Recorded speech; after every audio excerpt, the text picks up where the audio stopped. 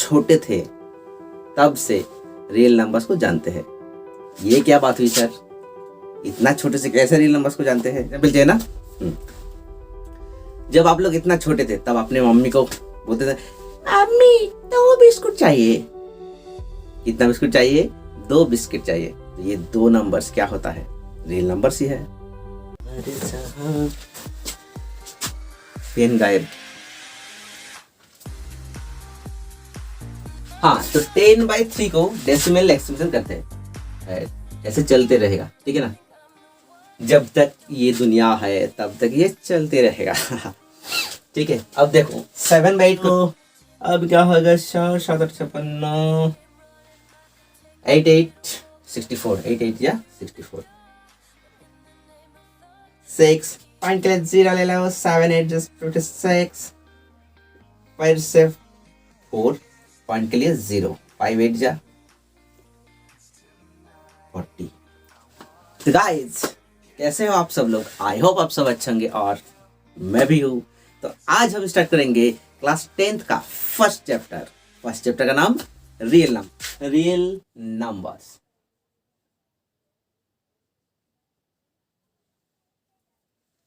भाई ये real numbers होता क्या है? आप लोगों को मैं बता देता हूँ कि ये जो रियल नंबर्स है, ये रियल नंबर्स आप लोग बिल्कुल जब इतना छोटे थे तब से रियल नंबर्स को जानते हैं। ये क्या बात हुई सर, इतना छोटे से कैसे रियल नंबर्स को जानते हैं? हाँ भाई विश्वास करो, इतना छोटे से आप लोग रियल नंबर्स को जानते थे। जब इतना छोटे थे कैसे एग्जाम्पल चाहिए ना।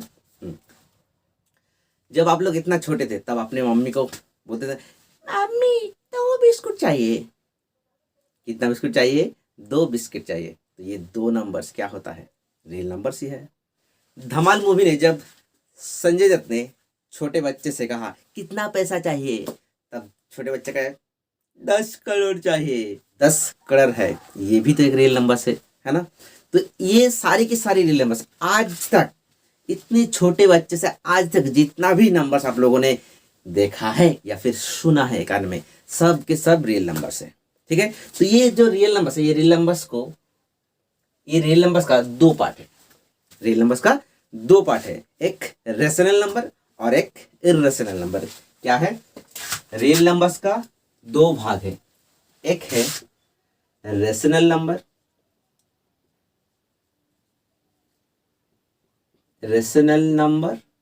और एक है इर्रेशनल नंबर। ठीक है। रियल नंबर्स का 2 भाग है, एक रेशनल नंबर्स और एक इरेशनल नंबर्स। ये रियल नंबर्स का जो 2 भाग, फर्स्ट है रेशनल नंबर और सेकंड है इरेशनल नंबर।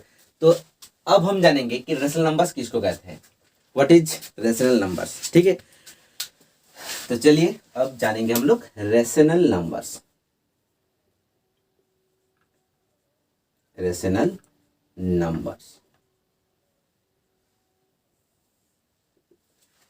नंबर्स उस नंबर्स को कहते हैं जिस नंबर्स को P अपॉन Q के फॉर्म में लिख सकते हैं। मतलब क्या हुआ? A numbers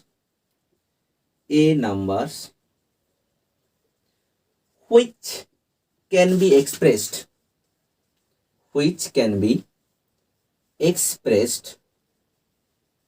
as P upon Q form. मतलब जिस नंबर्स को P अपन Q के फॉर्म में लिख सकते हैं उसी को हम लोग रेशनल नंबर कहेंगे। लेकिन एक कंडीशन भी है। क्या कंडीशन सर? यहाँ पर जो P और Q है, ये दोनों इंटीजर्स होना चाहिए। ठीक है। और यहाँ पर जो डिनोमिनेटर में Q है, ये Q नॉट इक्वल्स टू 0 होना चाहिए। मतलब P and Q integers and Q not equals to 0। मतलब Q 0 नहीं होना चाहिए।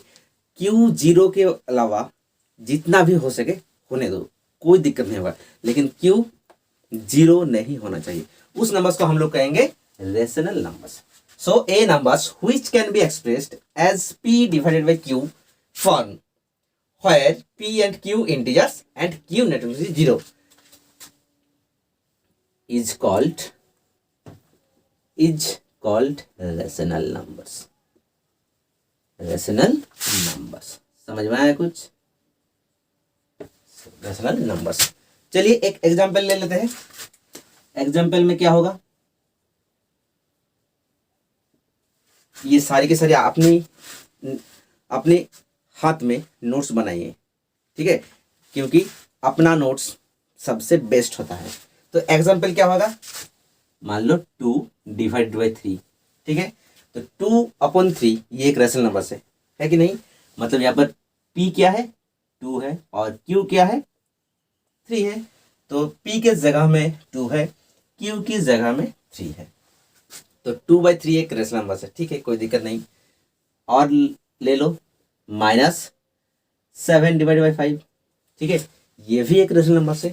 p के जगह में -7 और q के जगह में 5 है, ठीक है. लेकिन 4/0 ये भी एक रेशनल नंबर है. बिल्कुल नहीं, बिल्कुल नहीं. 4/0 ये रेशनल नंबर नहीं है. क्यों नहीं है? अरे भाई यहाँ पर देखो, बिल्कुल साफ साफ कंडीशन है कि q 0 नहीं होना चाहिए. तो p/q का वैल्यू कितना हो गया, 0 हो गया. q का वैल्यू 0 हो गया, तो ये रेशनल नंबर नहीं है, ठीक है. और लो, तो मतलब ये रेशनल नंबर नहीं होगा, ठीक है. और लो, suppose 2.3 divided by 2.3 divided by 4, ठीक है, ये रेशनल नंबर होगा.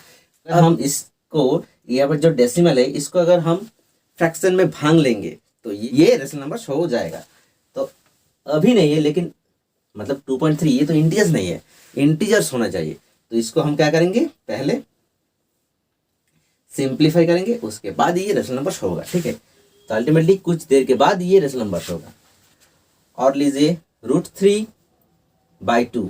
सर ये तो p/q के फॉर्म में है, ये क्या होगा कि नहीं, बिल्कुल नहीं. मतलब √3 इंटीजर नहीं है ना बाबा, √3 इंटीजर नहीं है, तो ये रेशनल नंबर्स भी नहीं होगा. ये तो हम लोगों ने रेशनल नंबर्स का कॉन्सेप्ट बिल्कुल बहुत ही अच्छी तरह से समझ ली.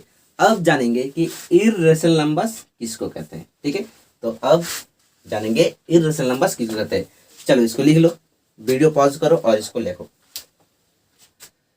लिखो लिखो लिखो, जल्द से जल्द, जल्दी से, बिल्कुल आलस नहीं चाहिए, ठीक है. हो गया. अब चलते हैं इररेशनल नंबर. तो हम लोग थोड़ा बहुत दिमाग को चलाएंगे.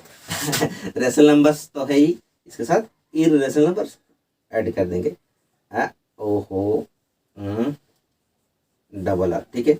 इररेशनल नंबर हो गया. तो इररेशनल नंबर्स किसको कहते हैं, जिस नंबर्स को हम लोग p/q के फॉर्म में नहीं लिख सकते, उसी को हम लोग कहेंगे irrational numbers. A numbers which can be expressed, which can be यहाँ पर क्या लिखेंगे, which can not be expressed as p divide by q form where p and q integers and q not equals to 0 is called irrational. क्या बोलेंगे हम लोग, irrational numbers, double R, ठीक है. Is called irrational numbers. Example क्या होगा sir, example होगा √3. Sir √3 को तो हम p/q के फॉर्म में लिख सकते हैं, ठीक है ना.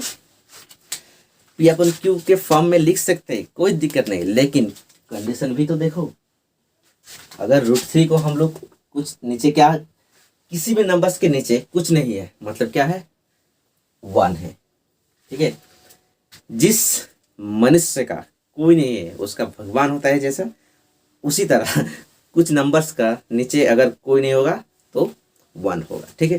तो √3/1 मतलब ये p हो गया और ये q हो गया. तो सर ये तो रेशनल नंबर्स हो गया, मतलब इसको p/q के फॉर्म में लिख सकता है. तो ये तो रेशनल नंबर्स हो गया. बिल्कुल नहीं, ये रेशनल नंबर्स तब होगा जब p और q इंटीजर्स होगा. यहाँ पर p तो इंटीजर्स नहीं है, √3 इंटीजर्स नहीं है, तो ये रेशनल नंबर्स नहीं होगा. ये क्या होगा, इररेशनल नंबर्स, ठीक है. तो मतलब √3 क्या है, एक इररेशनल नंबर्स. सिमिलरली √5 एक रेशनल नंबर्स है, बिल्कुल नहीं, ये भी एक इररेशनल. √7, ठीक है, ये सारी की सारी नंबर्स को हम क्या कहेंगे, इरेशनल नंबर्स। √9 सर √9 नहीं होगा, क्यों सर?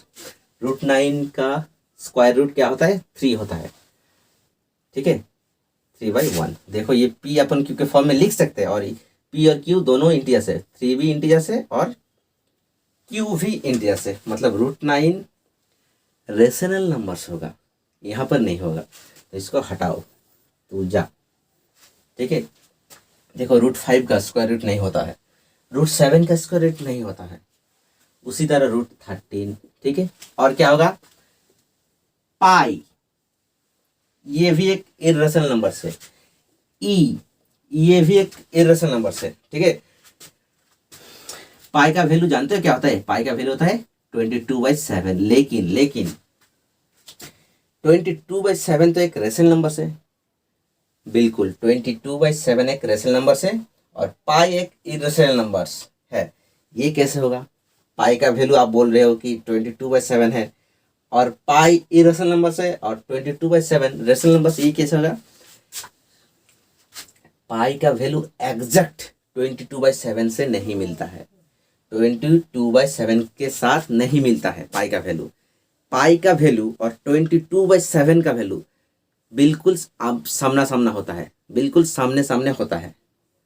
इसीलिए हम लोग मान लेते हैं कि पाई का वैल्यू 22/7 है, लेकिन एग्जैक्ट पाई का वैल्यू 22/7 से नहीं मिलता है। इसलिए हम लोग क्या कहेंगे? अप्रोक्स सिंबल डालेंगे। पाई अप्रोक्सीमेटली इज इक्वल्स टू 22/7। पाई का वैल्यू 22/7 से बिल्कुल एग्जैक्ट नहीं मिलता है, लेकिन थोड़ा थोड़ा मिलता है, ठीक है। इसीलिए हम लोग मान लेते हैं कि पाई का वैल्यू 22/7 है, और कुछ प्रॉब्लम्स का कैलकुलेशन करते हैं, ठीक है। तो पाई इरेशनल नंबर है, लेकिन 22/7 ये क्या है? रेशनल नंबर है, ठीक है।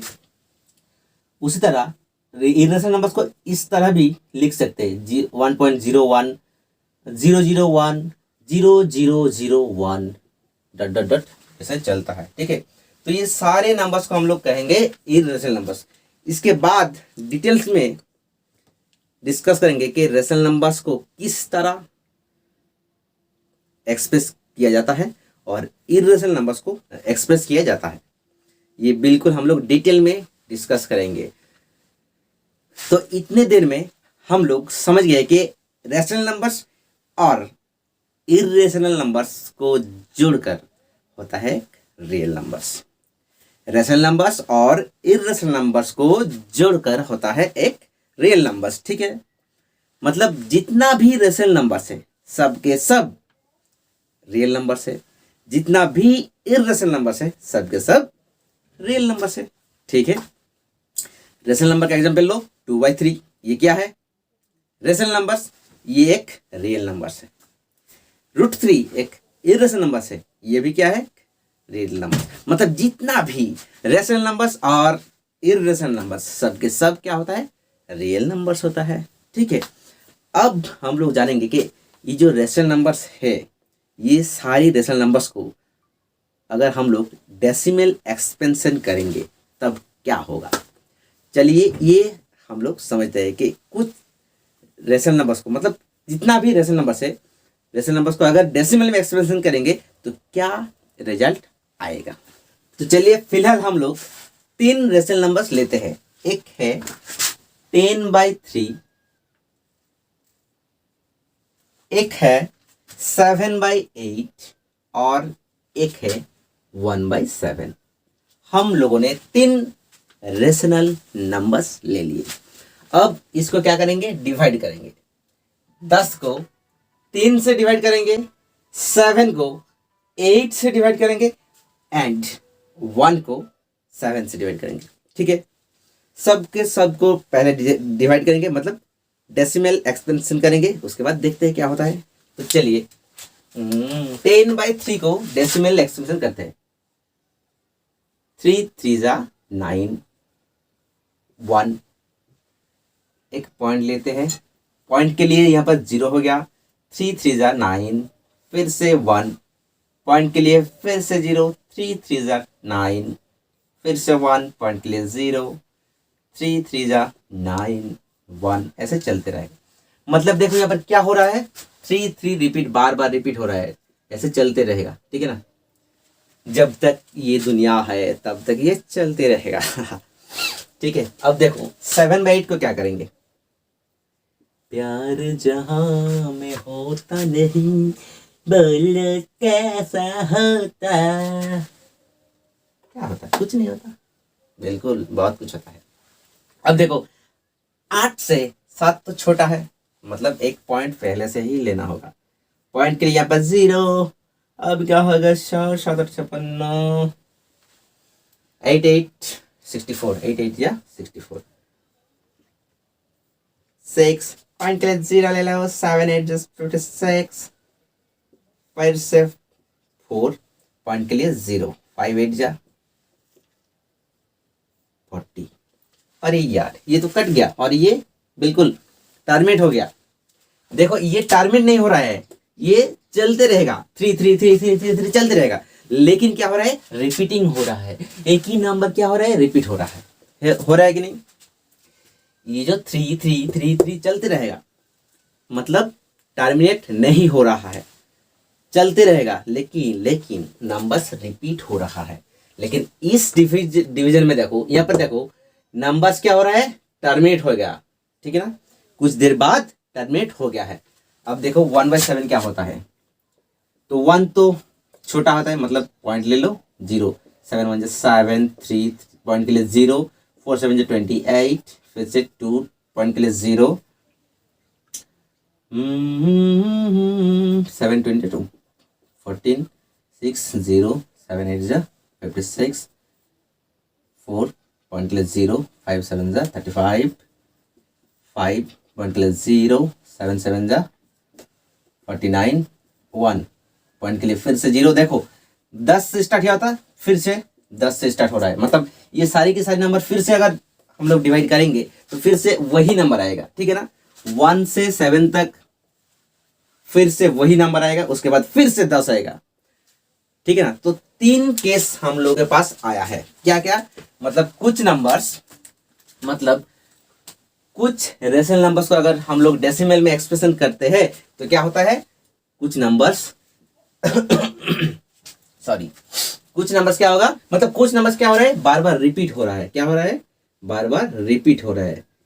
ये याद रखो, रेशनल नंबर्स का एक प्रॉपर्टी है ये, ठीक है, कि रेशनल नंबर्स को अगर हम लोग एक्सपेंशन करते हैं डेसिमल में तो क्या होता है, कुछ रेशनल नंबर्स बार बार रिपीट होता है, कुछ रेशनल नंबर्स क्या हो गया, टर्मिनेट हो गया, कट गया कुछ देर के बाद, मतलब टर्मिनेट हो गया, ठीक है, और एंड हो गया कुछ देर बाद, एंड, टर्मिनेट, खत्म। और कुछ रेशनल नंबर्स क्या होता है, चलते रहता है, और कुछ देर के बाद फिर से वही नंबर फिर से रिपीट होता है।